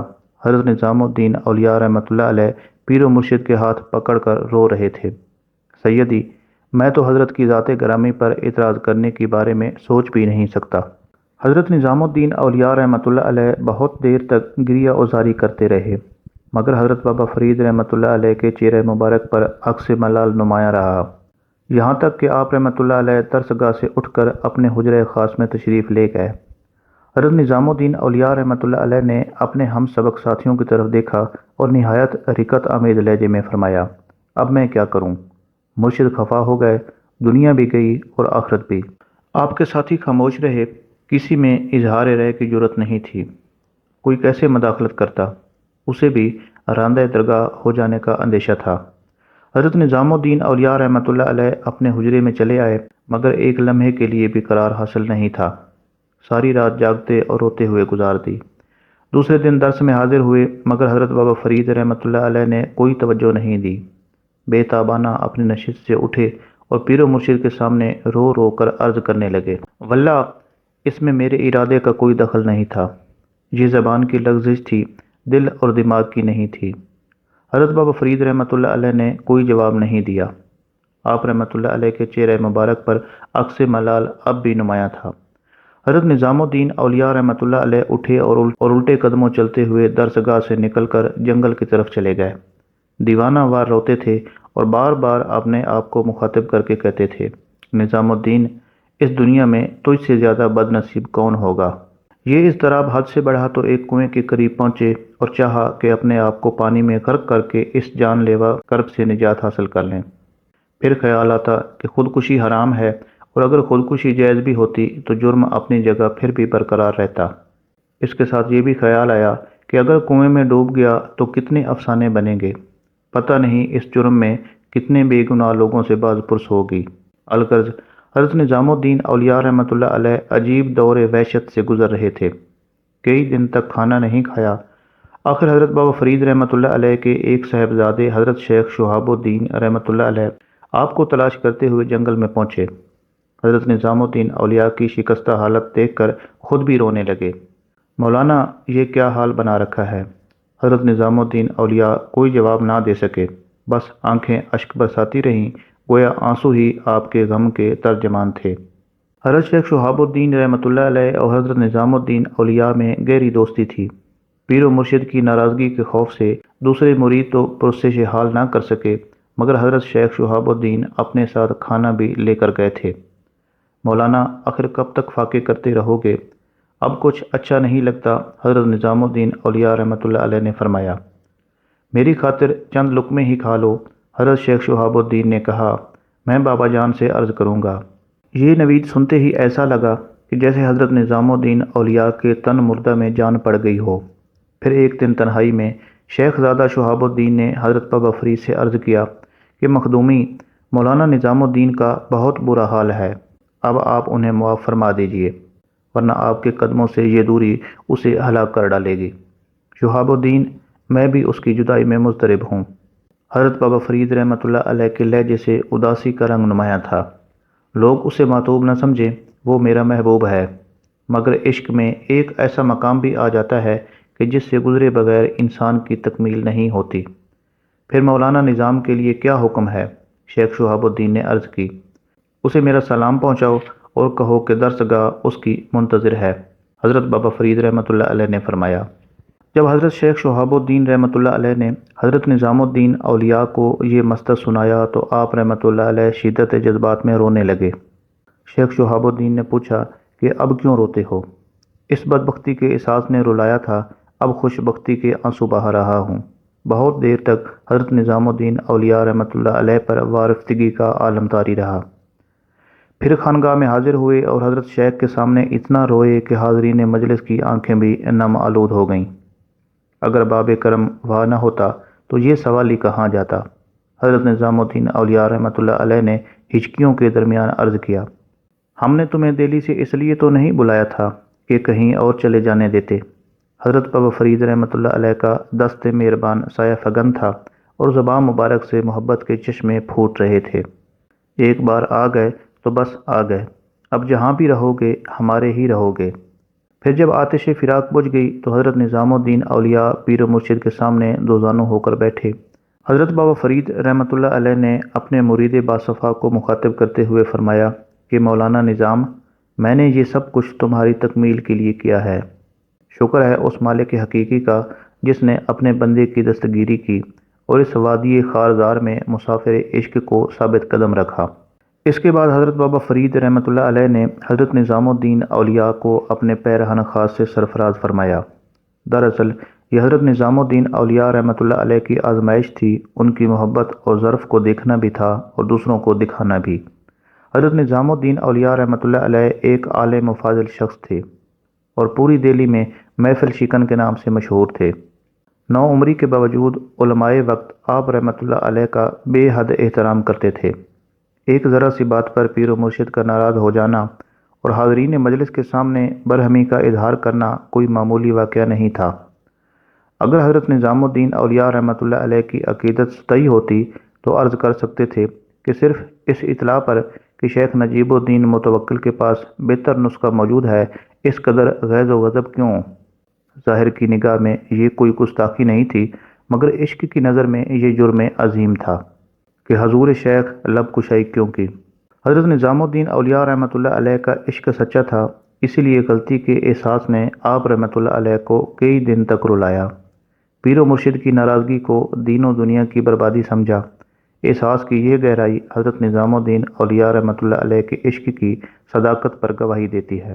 امتحان یہ تھا کہ دہلی کا محفل شکن انا پرست ہے یا نیاز مند۔ اگر حضرت نظام الدین اولیاء انا پرست ہوتے تو پیر و مرشد کے انداز تخاطب سے دل برداشتہ ہو کر دہلی واپس جا سکتے تھے، مگر چونکہ نیاز مند تھے اس لیے دامن پھیلائے رکھا، مرشد کے در پر پڑے رہے، اور پھر یہی کاسا لیسی آپ رحمۃ اللہ علیہ کے کام آ گئی۔ پہلے پیر و مرشد کے محبوب ہوئے اور بعد میں محبوب الہی بن گئے۔ اسی زمانے میں حضرت نظام الدین اولیاء رحمۃ اللہ علیہ کے ایک فاضل دوست کسی کام سے اجودھن آئے ہوئے تھے۔ جب حضرت نظام الدین اولیاء کو خبر ہوئی تو آپ ملاقات کے لیے تشریف لے گئے۔ وہ دوست اپنا کسی شناسہ کے مکان پر ٹھہرے ہوئے تھے اور یہ مکان اجودھن کے بازار میں واقع تھا۔ حضرت نظام الدین اولیاء رحمۃ اللہ علیہ کے پھٹے پرانے کپڑے دیکھ کر دوست کو شدید تکلیف پہنچی۔ دوست نے انتہائی افسردہ لہجے میں کہا کہ مولانا نظام الدین، یہ کیا حال بنا رکھا ہے؟ اللہ کریم اپنے بندے کو جس حال میں بھی رکھے مقام شکر ہے۔ یہ کہہ کر حضرت نظام الدین اولیاء رحمۃ اللہ علیہ نے اپنے دوست کو ٹالنے کی کوشش کی۔ اور تم کیسے ہو؟ اہل خانہ عافیت سے ہیں؟ اس کے بعد دہلی کے دوسرے دوستوں کی خیریت پوچھتے رہے۔ دوست نے کوئی جواب نہیں دیا، وہ اداس نظروں سے حضرت نظام الدین اولیاء رحمۃ اللہ علیہ کی زہری حالت کو دیکھتا رہا۔ مولانا نظام، تمہیں وہ دن یاد ہے جب میں اور تم دہلی کی علمی مجلسوں میں مناظرے کیا کرتے تھے؟ حضرت نظام الدین اولیاء رحمۃ اللہ علیہ نے فرمایا کہ ہاں، مجھے یاد ہے۔ پھر تم نے یہ کیسی زندگی اختیار کی ہے؟ دوست نے افسوس کرتے ہوئے کہا، اگر تم دہلی میں قیام کرتے اور درس و تدریس میں مشغول رہتے تو مجتہد زمانہ کہلاتے اور بڑی شان و شوکت سے زندگی گزارتے۔ تمہارا حسن زن اپنی جگہ، مگر میں اس طرز زندگی سے راضی ہو چکا ہوں، حضرت نظام الدین اولیاء رحمۃ اللہ علیہ نے فرمایا، اور دوست سے گزرے ہوئے زمانے کی باتیں کرنے لگے۔ پھر جب خانقاہ میں واپس پہنچے تو پیر و مرشد نے طلب کر کے فرمایا کہ مولانا نظام، اگر کسی دوست سے تمہاری ملاقات ہو اور وہ تم سے کہے کہ یہ کیا حال بنا رکھا ہے اور درس و تدریس کا وہ سلسلہ کیوں چھوڑ دیا جو فارغ البالی میں اور خوشحالی کا ذریعہ بنتا تھا، اور تم یہ کیسی زندگی بسر کر رہے ہو؟ پیر و مرشد کے ارشادات سن کر حضرت نظام الدین اولیاء رحمۃ اللہ علیہ حیرت زدہ رہ گئے۔ حضرت بابا فرید رحمۃ اللہ علیہ نے دوست سے ملاقات کا حال اس طرح بیان کر دیا تھا کہ جیسے آپ رحمۃ اللہ علیہ بنفس نفیس وہاں موجود تھے۔ حضرت نظام الدین اولیاء رحمۃ اللہ علیہ کو حیران پا کر پیر و مرشد نے فرمایا کہ مولانا، تم اپنے اس دوست کے سوالوں کا کیا جواب دو گے؟ حضرت نظام الدین اولیاء رحمۃ اللہ علیہ نے عرض کیا کہ جو پیر و مرشد کا حکم ہو۔ اگر کبھی کوئی دوست یہ سوال کرے تو تم اس کے سامنے یہ شعر پڑھ دینا، تو میرا ہم سفر نہیں ہو سکتا، اس لیے اپنا راستہ پکڑ، تجھے تیری خوش بختی مبارک ہو اور مجھے میری شکستہ حالی۔ اس کے بعد حضرت شیخ رحمۃ اللہ علیہ نے حکم دیا کہ مختلف اقسام کے کھانے ایک خوان میں سجاؤ اور پھر اسے اپنے سر پر رکھ کر دوست کے پاس لے جاؤ۔ حضرت نظام الدین اولیاء رحمۃ اللہ علیہ نے ایسا ہی کیا۔ پھر دیکھنے والوں نے دیکھا کہ دہلی کا محفل شکن بوسیدہ لباس میں سر پر خوان رکھے اجودھن کے بازار سے گزر رہا تھا۔ لوگ تماشائی تھے، مگر حضرت نظام الدین اولیاء اس اعزاز پر نازاں تھے جیسے سر پر خوان نہیں تاج شاہی رکھا ہو۔ دوست نے یہ منظر دیکھا تو روتا ہوا دوڑا اور حضرت نظام الدین اولیاء رحمۃ اللہ علیہ کے سر سے خوان اتارا۔ مولانا، تم نے کیا کیا؟ حضرت نظام الدین اولیاء نے سارا واقعہ بیان کر دیا۔ تمہارے شیخ بڑے زبردست ہیں، انہوں نے تمہیں چند دنوں میں نفس کشی کے اس مقام پر پہنچا دیا۔ دوست نے بے اختیار کہا، واللہ تمہارے شیخ عارف ہیں، مجھے بھی ان کے پاس لے چلو۔ کھانے کے بعد دوست نے اپنے ملازم سے کہا کہ یہ خوان اٹھاؤ اور ہمارے ساتھ چلو۔ حضرت نظام الدین اولیاء رحمۃ اللہ علیہ نے انکار کر دیا، جس طرح میں اس خوان کو اپنے سر پر رکھ کر لایا تھا اسی طرح واپس بھی لے کر جاؤں گا۔ پھر وہ فاضل دوست جسے اپنے علم پر بڑا ناز تھا، حضرت بابا فرید رحمۃ اللہ علیہ کے خدمتگاروں میں شامل ہو گیا۔ 7.5 ماہ کے قیام کے بعد حضرت نظام الدین اولیاء پیر و مرشد کی اجازت سے دوبارہ دہلی تشریف لائے۔ اجودھن سے رخصت ہوتے وقت حضرت بابا فرید رحمۃ اللہ علیہ نے محبوب الہی کو نصیحت کرتے ہوئے فرمایا تھا کہ جس طرح بھی ممکن ہو اپنے دشمنوں کو خوش رکھنے کی کوشش کرنا، اور جس کسی سے قرض لو اس کی ادائیگی سے غافل نہ ہونا، حق تعالیٰ تم پر منزل آسان فرمائے۔ الغرض پیر و مرشد کی دعاؤں کے سائے میں حضرت نظام الدین اولیاء رحمۃ اللہ علیہ دہلی کی جانب روانہ ہوئے۔ راستے میں ایک گھنا اور تاریک جنگل تھا۔ اتفاق سے اس روز بارش بھی ہو گئی تھی، جس نے فضا کو مزید تاریک اور پر ہول بنا دیا تھا۔ آپ جنگل میں جا رہے تھے کہ اتفاق سے اچانک سامنے 5-6 قزاق بے نیام تلواریں لیے حضرت نظام الدین اولیاء کی طرف بڑھے۔ اس وقت آپ رحمۃ اللہ علیہ بارش سے بچنے کے لیے ایک تناور درخت کے سائے میں بیٹھے تھے۔ قزاقوں کو دیکھ کر حضرت نظام الدین اولیاء رحمۃ اللہ علیہ نے دل میں سوچا کہ میں ایک غریب مسافر ہوں، میرے پاس مال و متاع نام کی کوئی شے نہیں ہے، اگر کچھ ہے تو بس پیر و مرشد کا یہ عطیہ ہے۔ اس وقت حضرت نظام الدین اولیاء رحمۃ اللہ علیہ حضرت بابا فرید رحمۃ اللہ علیہ کا عطا کردہ پیرہن زیب تن کیے ہوئے تھے اور کمبل اوڑے ہوئے تھے۔ اگر ان قزاقوں نے پیر و مرشد کی یہ نشانیاں مجھ سے چھین لیں تو میں ہرگز کسی آبادی میں نہیں جاؤں گا اور زندگی پر کسی کو منہ نہیں دکھاؤں گا۔ حضرت نظام الدین اولیاء رحمۃ اللہ علیہ دل ہی دل میں سوچ رہے تھے اور قزاق بڑی تیزی سے آپ کی طرف بڑھتے چلے آ رہے تھے۔ پھر وہ قزاق چند قدم کے فاصلے پر ٹھہر گئے۔ حضرت نظام الدین اولیاء رحمۃ اللہ علیہ ان کے سامنے تھے۔ آپ کو یقین ہو چلا تھا کہ قزاقوں کی دست برد سے محفوظ نہیں رہ سکیں گے، مگر اچانک قزاقوں نے اپنا رخ بدلا اور تیزی سے بھاگتے ہوئے تاریک جنگل کے کسی گوشہ میں گم ہو گئے۔ حضرت نظام الدین اولیاء رحمۃ اللہ علیہ اس واقعہ کا ذکر کرتے ہوئے فرمایا کرتے تھے کہ یہ پیر و مرشد کے بخشے ہوئے پیرہن اور کمبل کی برکت تھی کہ یا تو قزاق اندھے ہو گئے تھے یا پھر میں انہیں نظر نہیں آیا۔ دلی پہنچ کر حضرت محبوب الہی حضرت شیخ نجیب الدین متوکل کی خدمت میں حاضر ہوئے اور پیر و مرشد کی بے پناہ نوازشات کا ذکر کیا۔ حضرت شیخ نجیب الدین متوکل یہ تمام ماجرا سن کر بہت خوش ہوئے اور بے اختیار فرمایا کہ نظام الدین محمد، تم خوش نصیب ہو کہ بہت جلد آسودہ منزل ہو گئے ہو، ورنہ اس راستے میں عمریں تمام ہو جاتی ہیں اور منزل کا دھندلا سا نشان تک بھی نظر نہیں آتا۔ دہلی پہنچتے ہی حضرت نظام الدین اولیاء کو پیر و مرشد کی نصیحتیں یاد آئیں۔ آپ رحمۃ اللہ علیہ دوسرے ضروری کاموں کو نظر انداز کر کے سب سے پہلے اپنے ایک دوست کے مکان پر تشریف لے گئے۔ یہ وہی دوست تھا جس سے کچھ عرصہ قبل حضرت محبوب الہی نے ایک کتاب پڑھنے کے لیے مستعار لی تھی۔ جیسے ہی اس دوست سے ملاقات ہوئی، حضرت نظام الدین اولیاء رحمۃ اللہ علیہ نے فرمایا، اے مخدوم، تمہیں یاد ہوگا کہ ایک بار میں نے تم سے ایک کتاب ادھار لی تھی۔ اتفاق سے وہ کتاب گم ہو گئی اور میں اس دوران حضرت بابا فرید کی خدمت میں حاضر ہونے کے لیے عجوزن چلا گیا۔ دوست نے پوچھا کہ پھر تم کیا چاہتے ہو مولانا؟ وہ کتاب دوبارہ تو نہیں مل سکتی اور میری مالی حیثیت بھی اس قابل نہیں کہ میں دوبارہ دوسری کتاب خرید سکوں۔ حضرت نظام الدین اولیاء نے فرمایا، میرے ذہن و دل پر ایک بوجھ سا ہے اور اس بار گراں کو اتارنے کی ایک ہی صورت ہے کہ میں اس کتاب کو دوبارہ صفحات پر منتقل کر دوں۔ بس ذرا مجھے کچھ کاغذات میسر آ جائیں، مجھے چند دنوں کی مہلت اور دے دو۔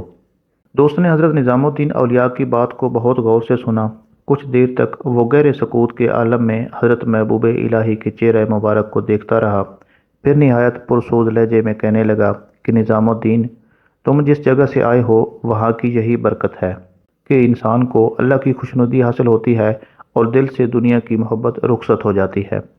اب تم اس کتاب کو بھول جاؤ، وہ ایک دوست کی طرف سے دوسرے دوست کے لیے تحفہ تھا۔ اس واقعہ سے دو تاریخی حقیقتیں سامنے آتی ہیں۔ ایک یہ کہ حضرت نظام الدین اولیاء رحمۃ اللہ علیہ اپنی غربت کے سبب چند کاغذات بھی نہیں خرید سکتے تھے۔ دوسرے یہ کہ حضرت محبوب الہی اپنے غیر معمولی حافظے کے سہارے پوری کتاب دوبارہ تحریر کر سکتے تھے۔ اس کے بعد حضرت نظام الدین اولیاء کو ایک اور شخص یاد آیا جس کی کچھ رقم آپ رحمۃ اللہ علیہ پر قرض تھی۔ وہ شخص کپڑے کا تاجر تھا جس سے حضرت محبوب الہی نے کچھ کپڑا خریدا تھا۔ اس سلسلے میں اس دکاندار کے 20 سکے آپ پر قرض تھے۔ اس واقعہ کا ذکر کرتے ہوئے حضرت نظام الدین اولیاء فرماتے ہیں کہ جب میں عجوزن سے دہلی روانہ ہوا تھا تو پیر و مرشد نے مجھے 10 سکے عنایت کیے تھے۔ میں نے دکاندار سے ملاقات کی اور تمام حالات بیان کرتے ہوئے کہا کہ اے عزیز، میں نے ایک بار تم سے جو کپڑا خریدا تھا اس کے 20 سکے مجھ پر واجب الادا تھے۔ فی الوقت میں مکمل ادائیگی تو نہیں کر سکتا، بس یہی 10 سکے میرے پاس ہیں، تم انہیں رکھ لو، باقی رقم انشاءاللہ جلد از جلد واپس کرنے کی کوشش کروں گا۔ کپڑے کا تاجر حضرت نظام الدین اولیاء رحمۃ اللہ علیہ کے اس طرز عمل سے بہت خوش ہوا اور پرجوش لہجے میں کہنے لگا کہ سید، تم جس دربار سے آ رہے ہو اس کی یہی شان ہے اور جن بزرگ نے تمہیں بیعت کی سعادت بخشی ہے ان کی صحبت کا یہی اثر ہوتا ہے۔ یہ کہہ کر اس نے باقی رقم معاف کر دی۔ اجودھن سے واپس آ کر حضرت نظام الدین اولیاء رحمۃ اللہ علیہ نے دہلی کی ایک سرائے میں قیام کیا۔ کچھ دنوں کے بعد امیر خسرو کے نانا کا مکان خالی ہوا۔ حضرت محبوب الہی اس مکان میں منتقل ہو گئے۔ پھر اس مکان کو چھوڑنے کے بعد آپ رحمۃ اللہ علیہ رکاب دار کی سرائے کے ایک گھر میں تشریف لے گئے۔ اس سرائے میں بھی آپ رحمۃ اللہ علیہ کا قیام بہت مختصر رہا۔ یہاں سے اٹھ کر آپ رحمۃ اللہ علیہ شادی گلابی کے گھر میں تشریف لے گئے۔ کچھ دن بعد شمس الدین شراب دار کے عزیز و اقارب آپ کی خدمت میں حاضر ہوئے۔ یہ لوگ حضرت نظام الدین اولیاء سے بہت عقیدت رکھتے تھے۔ ان کے بے حد اصرار پر آپ شمس الدین شراب دار کے گھر تشریف لے گئے۔ شراب دار دراصل ایک عہدہ تھا جس کے سپرد بادشاہ کو پانی پلانے کا کام تھا۔ حضرت محبوب الہی رحمۃ اللہ علیہ اس مکان میں کئی سال تک مقیم رہے۔ اجودھن سے آنے والے عقیدت مند اسی مکان میں آپ رحمۃ اللہ علیہ سے ملاقات کرتے تھے۔ غربت و افلاس کا یہ عالم تھا کہ کئی وقت روٹی میسر نہیں آتی تھی۔ اس سلسلے میں خود حضرت محبوب الہی فرماتے ہیں، سلطان غیاث الدین بلبن کے عہد حکومت میں اشیاء ضرورت کی چیزیں بہت سستی تھیں۔ چیزیں اتنی سستی تھیں کہ 2 سکوں میں 1 من خربوزے ملتے تھے، مگر پوری فصل گزر گئی اور میں خربوزہ بھی چکھ نہیں سکا۔ یہی حال آٹے کا تھا، لیکن میں 1 روٹی خریدنے کی صلاحیت بھی نہیں رکھتا تھا۔ اسی زمانے کا ایک واقعہ ہے کہ حضرت نظام الدین اولیاء رحمۃ اللہ علیہ شہر پناہ کے ایک برج میں مقیم تھے جو مندرہ دروازے کے قریب ہے۔ یہاں آپ رحمۃ اللہ علیہ ذکر الہی بھی کرتے تھے اور طلباء کو تعلیم بھی دیتے تھے۔ حسب روایت کئی روز گزر گئے اور آپ رحمۃ اللہ علیہ کے کھانے کے لیے کوئی چیز میسر نہیں آئی۔ پھر بھی استقامت کا وہی عالم تھا، پوری توجہ اور خوش دلی کے ساتھ طالب علموں کو درس دیتے۔ اتفاق سے ایک شاگرد جو اپنے استاد کے شب و روز پر گہری نظر رکھے ہوئے تھا، وہ یہ راز جان گیا کہ حضرت شیخ نے کئی دن سے کھانا نہیں کھایا ہے۔ طالب علم خود بھی بہت غریب تھا، اس لیے خود تو استاد کے کھانے کا انتظام نہیں کر سکا، لیکن پڑوسیوں کے پاس جا کر کہنے لگا، تمہارے دسترخوان پر تو انواع و اقسام کے کھانے جمع ہیں، مگر تمہیں یہ بھی معلوم نہیں ہے کہ تمہارے پڑوس میں کس عظیم ہستی نے کئی دن سے ایک لقمہ بھی نہیں کھایا ہے۔ حضرت نظام الدین اولیاء رحمۃ اللہ علیہ کے یہ پڑوسی کپڑا بننے کا کام کرتے تھے۔ شاگرد کی زبانی حضرت شیخ کا حال سن کر بہت افسردہ ہوئے۔ پھر ان لوگوں نے کئی قسم کے کھانے پکائے اور حضرت نظام الدین اولیاء رحمۃ اللہ علیہ کی خدمت میں حاضر ہوئے۔ آپ رحمۃ اللہ علیہ نے اسے غیبی انتظام سمجھ کر کھانے پر رضامندی ظاہر کر دی۔ پھر جب کھانا لانے والوں میں سے ایک شخص آپ رحمۃ اللہ علیہ کے ہاتھ دھلا رہا تھا تو اس کی زبان سے بے اختیار نکل گیا، اللہ بھلا کرے اس طالب علم کا جس نے ہمیں خبر کر دی۔ یہ سنتے ہی حضرت محبوب الہی نے اپنے دونوں ہاتھ کھینچ لیے اور اس شخص سے فرمایا کہ اس طالب علم نے کیا خبر دی تھی۔ ہاتھ دھلانے والے نے نہایت سادگی سے کہا کہ اس نے یہی کہا تھا کہ آپ کئی دن سے فاقے میں ہیں۔ اس کی یہ بات سن کر حضرت نظام الدین اولیاء رحمۃ اللہ علیہ نے پرجلال لہجے میں فرمایا کہ مجھے معاف رکھو۔ غلط کہا اس طالب علم نے، میں ہرگز فاقے سے نہیں ہوں۔ شدید بھوک کے عالم میں بھی آپ رحمۃ اللہ علیہ کی غیرت اس احسان کو برداشت نہیں کر سکی۔ کھانا لانے والے بہت دیر تک خوشامد کرتے رہے، مگر آپ رحمۃ اللہ علیہ نے ان کی ضیافت قبول نہیں کی۔ بڑی شان بے نیازی کے ساتھ فرمایا کہ میری فاقہ کشی کا معاملہ اللہ کے سوا کسی غیر پر کیوں کھلے؟ اگر رازق کے عالم خود تمہارے دلوں میں یہ بات ڈالتا تو میں تمہاری میزبانی قبول کر لیتا۔ اللہ مجھے اس وقت سے محفوظ رکھے جو دوسرے میری بھوک کا حال جان لیں، پھر لانے والے اس طرح میرے سامنے کھانا لائیں کہ فلاں شخص نے انہیں میری فاقہ کشی کی خبر دی ہے۔ حضرت نظام الدین اولیاء رحمۃ اللہ علیہ فرمایا کرتے تھے کہ ایک بار میں بدایوں سے دہلی آ رہا تھا۔ راستے میں مجھے ایک شخص ملا، وہ سیاہ گدڑی پہنے ہوئے تھا اور ایک میلی سی پگڑی اس کے سر پر بندھی ہوئی تھی۔ اپنے زہری حلیے سے وہ کوئی مست معلوم ہوتا تھا۔ اس نے مجھے سلام کیا اور بڑے والہانہ انداز میں مجھ سے بغل گیر ہو گیا۔ کچھ دیر تک میرے سینے سے سینہ ملائے کھڑا رہا، پھر الگ ہوا اور میرے دل پر ہاتھ رکھ کر کہنے لگا، یہاں سے بوئے مسلمانی آتی ہے۔ اس کے بعد وہ چلا گیا، مگر میں اس کی حیثیت کو پہچان نہیں سکا۔ دوسری بار میں نے اسے اس وقت دیکھا جب جماعت خانہ میں کندوری کا کھانا تیار تھا اور دسترخوان بچھا ہوا تھا۔ اچانک وہی شخص جو مجھے بدایوں میں ملا تھا جماعت خانے میں داخل ہوا اور سلام کر کے دسترخوان پر بیٹھ گیا۔ کھانے کے بعد میں نے اسے تلاش کیا مگر وہ کہیں نظر نہیں آیا۔ حاضرین سے پوچھا کہ اس درویش نے کچھ کھایا بھی یا نہیں۔ وہاں موجود لوگوں نے بتایا کہ جب کھانا شروع ہوا تھا تو اس درویش نے 4 روٹیاں اور کچھ شوربہ ایک لکڑی کے پیالے میں ڈالا اور خانقاہ کے سامنے والے ٹیلے پر بیٹھ کر کھانے لگا۔ پھر کسی طرف چلا گیا۔ اس وقت تنگی کے سبب ہم پر تیسرا فاقہ تھا، پھر کہیں جا کر اس فاتحہ کا اہتمام ہوا تھا۔ تیسری بار وہ شخص مولانا عمر رحمۃ اللہ علیہ کو راستے میں ملا کہ لوکھڑی سے کچھ عقیدت مند غیاث پور آ رہے تھے اور ان میں مولانا عمر بھی شامل تھے۔ اچانک وہ شخص کسی طرف سے نمودار ہوا اور مولانا عمر سے پوچھنے لگا، تم لوگ کہاں جا رہے ہو؟ شیخ نظام الدین سے ملاقات کے لیے جا رہے ہیں، مولانا عمر نے جواب دیتے ہوئے کہا۔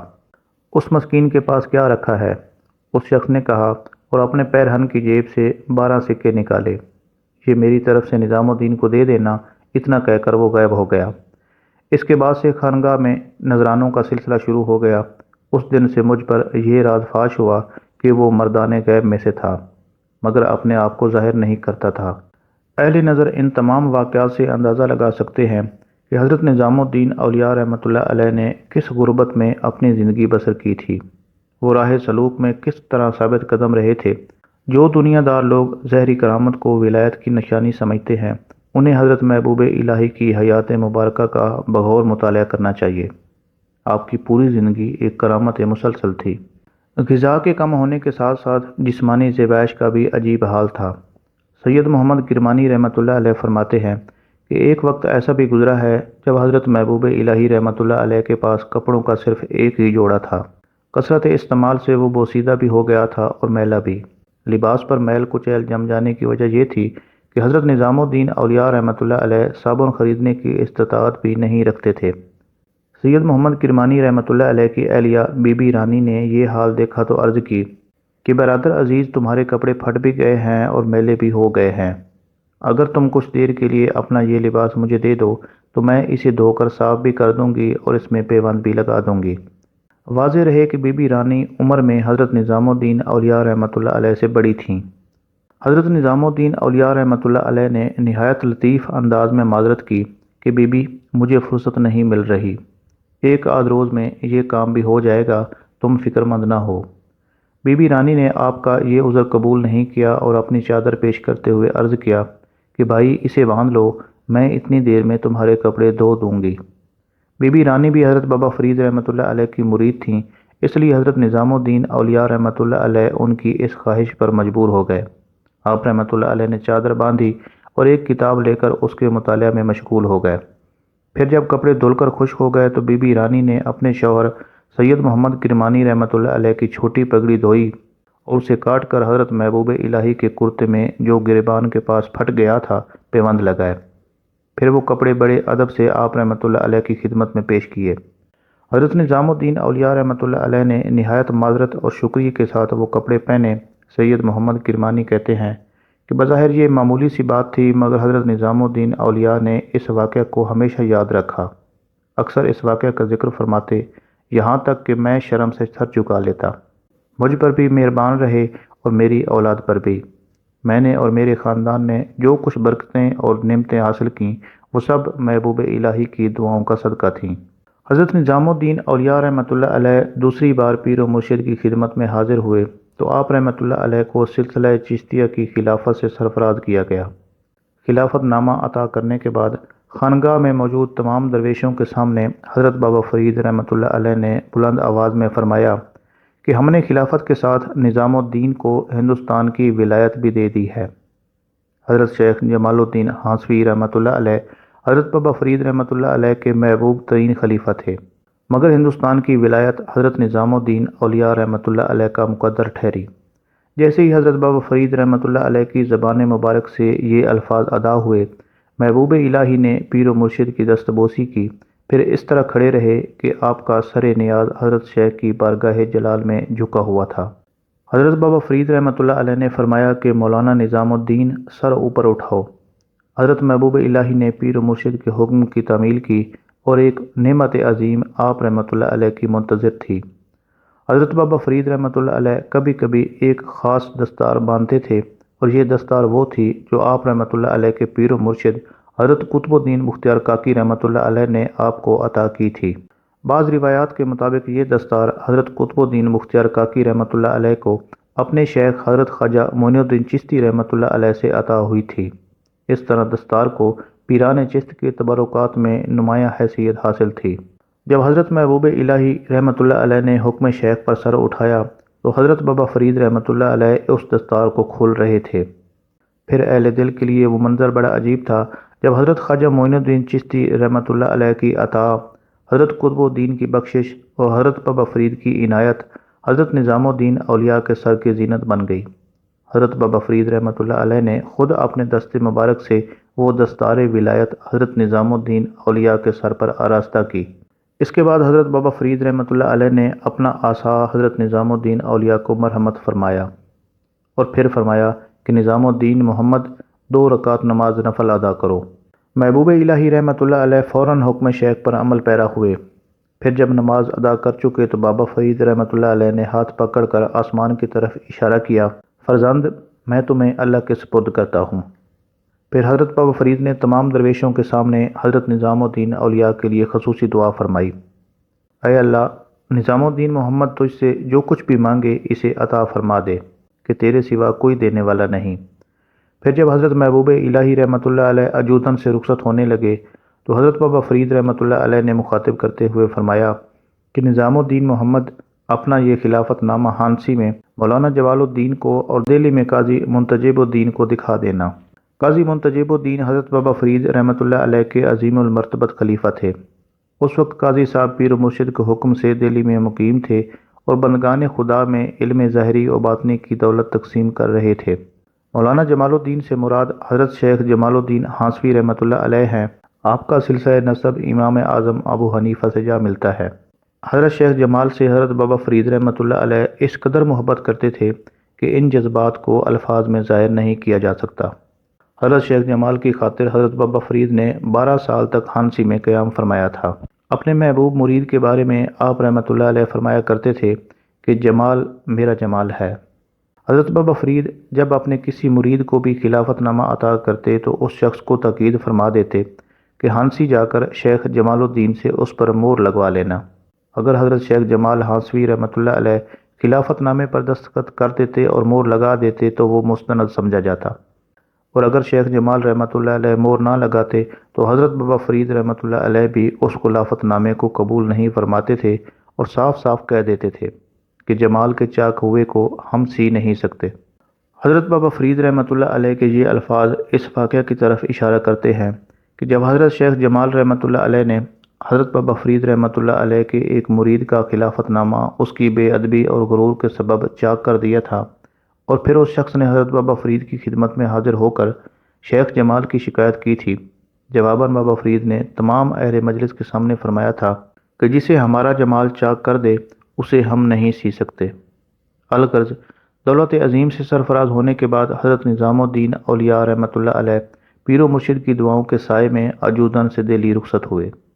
اس کے بعد حضرت نظام الدین اولیاء رحمۃ اللہ علیہ اجودن سے ہانسی تشریف لائے اور حضرت جمال الدین ہانسوی رحمۃ اللہ علیہ کو اپنا خلافت نامہ دکھایا۔ شیخ جمال رحمۃ اللہ علیہ بہت خوش ہوئے اور نہایت والہانہ انداز میں یہ شعر پڑھا، تمام جہانوں کے مالک کے لیے ہزار شکر ہے کہ گوہر اس شخص کے حوالے کر دیا جو گوہر شناس ہے۔ ہانسی میں چند روزہ قیام کے بعد حضرت نظام الدین اولیاء رحمۃ اللہ علیہ دہلی کی طرف روانہ ہوئے۔ راستہ بھر آپ رحمۃ اللہ علیہ کو ایک ہی خیال پریشان کرتا رہا کہ حضرت شیخ رحمۃ اللہ علیہ نے خلافت عطا کرتے وقت قاضی منتجب الدین کے ساتھ حضرت شیخ نجیب الدین متوکل رحمۃ اللہ علیہ کا نام کیوں نہیں لیا، حالانکہ وہ آپ رحمۃ اللہ علیہ کے چھوٹے بھائی بھی تھے اور خلیفہ بھی۔ اس مسئلہ میں حضرت نظام الدین اولیاء رحمۃ اللہ علیہ کا ذہن الجھ کر رہ گیا تھا۔ عقلی طور پر اس واقعہ کی ایک ہی توجہ سمجھ میں آئی تھی کہ شاید پیر و مرشد حضرت شیخ نجیب الدین متوکل سے ناراض ہیں، اور یہ خیال حضرت محبوب الہی رحمۃ اللہ علیہ کے لیے نہایت تکلیف دہ تھا، کیونکہ حضرت شیخ نجیب الدین متوکل رحمۃ اللہ علیہ کی دعاؤں اور صحبتوں کے طفیل ہی حضرت محبوب الہی کو حضرت بابا فرید رحمۃ اللہ علیہ کا آستانہ عالیہ میسر آیا تھا۔ غرض اسی ذہنی کشمکش میں سفر تمام ہوا اور ایک جاں گداز خبر آپ رحمۃ اللہ علیہ کی منتظر تھی۔ حضرت نظام الدین اولیاء رحمۃ اللہ علیہ اجودن اور ہانسی کے درمیان میں تھے کہ حضرت شیخ نجیب الدین متوکل رحمۃ اللہ علیہ کا انتقال ہو گیا۔ یہ خبر سن کر حضرت محبوب الہی کی آنکھوں سے بے اختیار آنسو جاری ہو گئے۔ ایک طویل رفاقت تھی جو ختم ہو گئی، ایک رشتہ خاص تھا جو ٹوٹ گیا، ایک شہر علم تھا جو اجڑ گیا، اور ایک درسگاہ محبت تھی جو خالی ہو گئی۔ حضرت نظام الدین اولیاء رحمۃ اللہ علیہ ایصال ثواب کے لیے حضرت شیخ نجیب الدین متوکل کی قبر پر حاضر ہوئے، پھر اہل خانہ سے تعزیت کی۔ حضرت محبوب الہی حضرت شیخ نجیب الدین متوکل رحمۃ اللہ علیہ کو یاد کر کے اکثر آپ دیدہ ہو جاتے تھے، اور پھر نہایت رقت آمیز لہجے میں فرماتے تھے کہ اس شہر میں وہی اپنے محسن بھی تھے اور دوست بھی، وہی غم گسار بھی تھے اور رہنما بھی، علم و آگہی کا ایک روشن پیکر تھا جو موت کے گرد و غبار میں گم ہو گیا، زہد و تقویٰ کا ایک اعلیٰ نمونہ تھا جو دست قضا نے ہم سے چھین لیا۔ اللہ حضرت شیخ رحمۃ اللہ علیہ کی قبر کو نور سے بھر دے کہ وہ ہم دھوپ میں جلنے والوں کے لیے محبت کا ایک مضبوط سائبان تھے۔ پھر جب رنج و الم کی شدت کچھ کم ہوئی تو حضرت محبوب الہی رحمۃ اللہ علیہ کی سمجھ میں یہ راز آیا کہ حضرت بابا فرید رحمۃ اللہ علیہ نے آپ رحمۃ اللہ علیہ کو خلافت نامہ عطا کرتے ہوئے یہ کیوں نہیں فرمایا تھا کہ اسے نجیب الدین متوکل کو بھی دکھا لینا۔ یہ حضرت بابا فرید مسعود الدین گنج شکر رحمۃ اللہ علیہ کے نور باطن کی عجیب مثال تھی۔